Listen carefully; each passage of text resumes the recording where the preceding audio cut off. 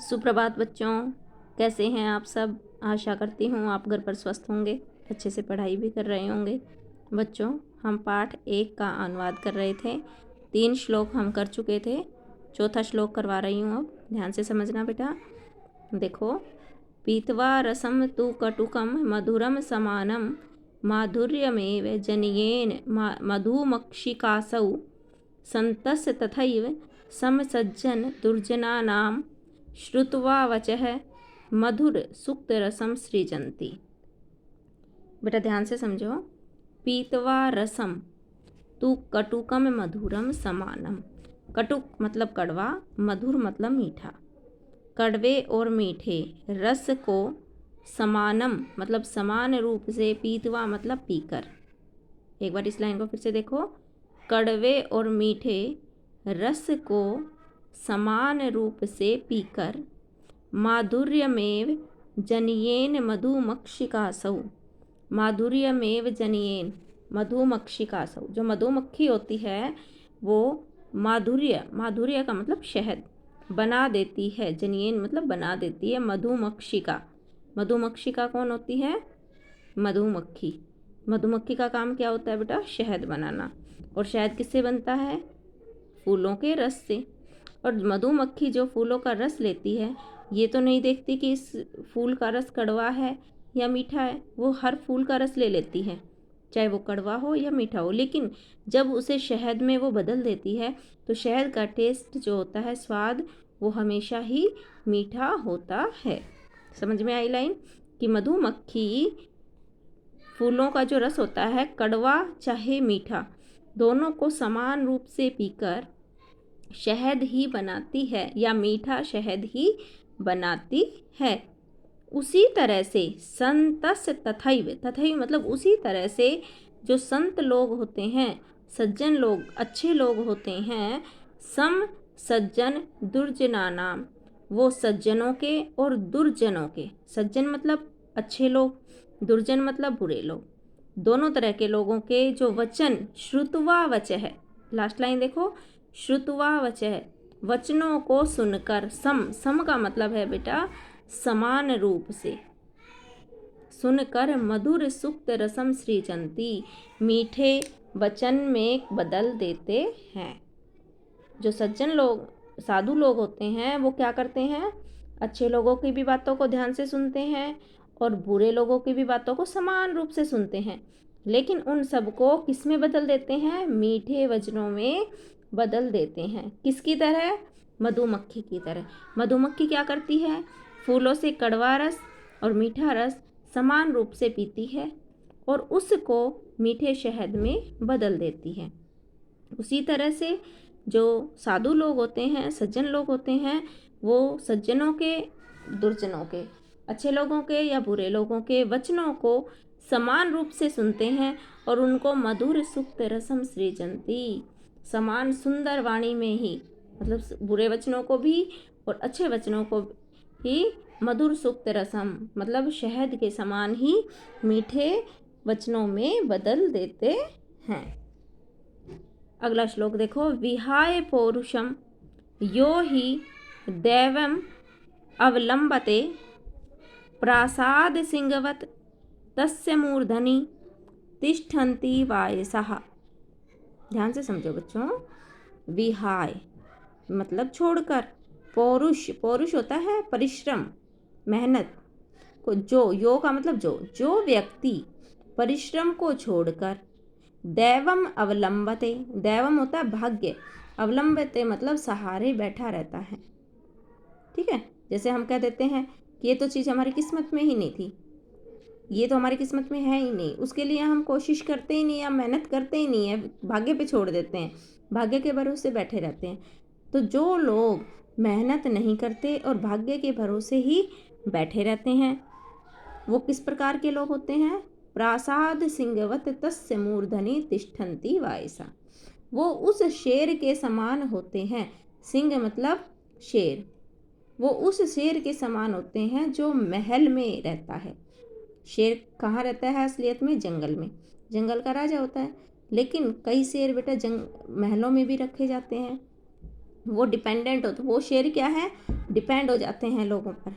ठीक है, तो महल में रहने वाले शेर के समान होते हैं वो लोग जिनके सिर पर वायसा, वायसा मतलब कोए तिष्ठन्ति बैठ जाते हैं और उनका अपमान करते हैं।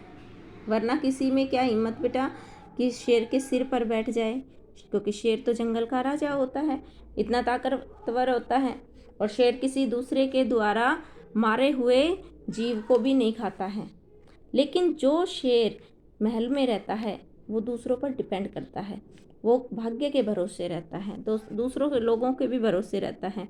ऐसे शेर के सिर पर कौवा बैठ जाता है और उसका अपमान करता है। तो उस शेर के समान कौन लोग होते हैं, जो मेहनत नहीं करना चाहते और भाग्य के भरोसे बैठे रहते हैं।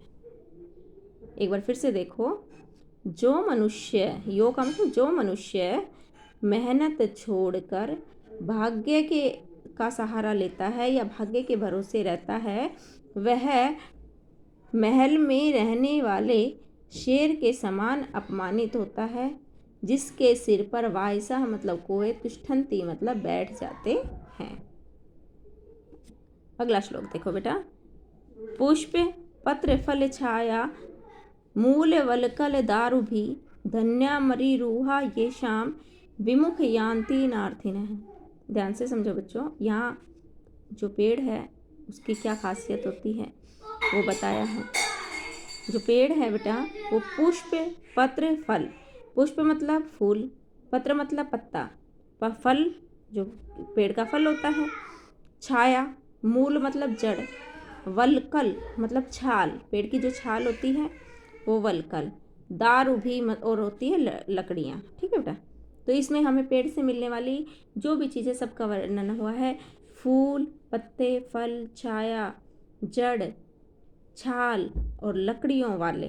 ठीक है, आगे देखो, धन्य महीरुहा, ये जो पेड़ हैं वो धन्य है। महीरुहा, महीरुहा का मतलब बच्चों पेड़। ठीक है बेटा, महीरुहा मतलब पेड़ धन्य है।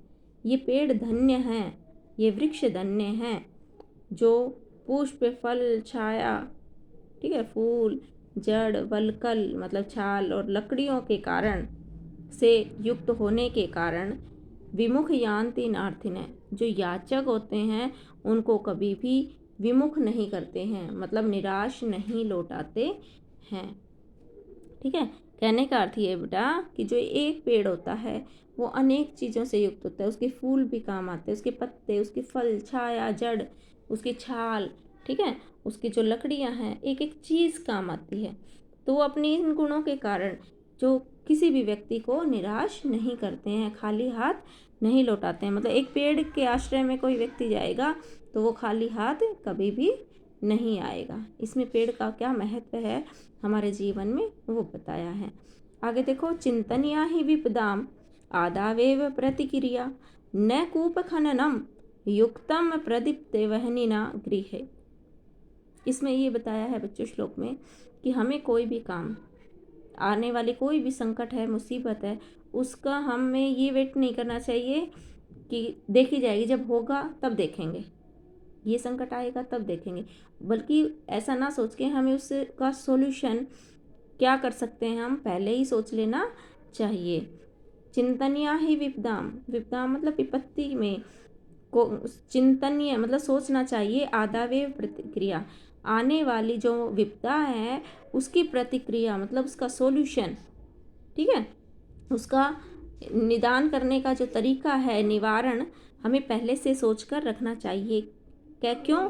न कूप खननम युक्तम, क्योंकि कूप खनन करना, कूप मतलब कुआं, खनन मतलब खोदना, युक्तम न उपयुक्त नहीं है, सही नहीं है, प्रदीप्ते वहनिना गृहे, जब घर में आग लग जाए। घर में वहनिना मतलब अग्नि, प्रदीप्त होने के बाद कुआं खोदना उचित नहीं है। हम किसी के घर में आग लग जाए और फिर वो सोचे कि अब मैं कुआं खोदता हूँ और उस पानी से घर की आग बुझाता हूँ, ये तो गलत बात है बेटा, क्योंकि कुआं खुदेगा इतने तो आग लग चुकी होगी और सब कुछ जल जाएगा। इसका मतलब ये है कि हमें सॉल्यूशन किसी भी संकट का, किसी भी मुसीबत का जो सॉल्यूशन है निवारण है, हमें पहले से सोचना चाहिए। संकट आने के बाद अगर हम उसका निवारण करने लगेंगे तो कोई फ़ायदा नहीं होगा। समझ में आ गया बच्चों? आशा करती हूँ ये श्लोक आपको समझ आ गए होंगे बच्चों। तो बेटा ये जो लेसन है पहला आपका सुभाषितानी, उसका अनुवाद कंप्लीट हो गया है। आशा करती हूँ आपको समझ आ गया होगा।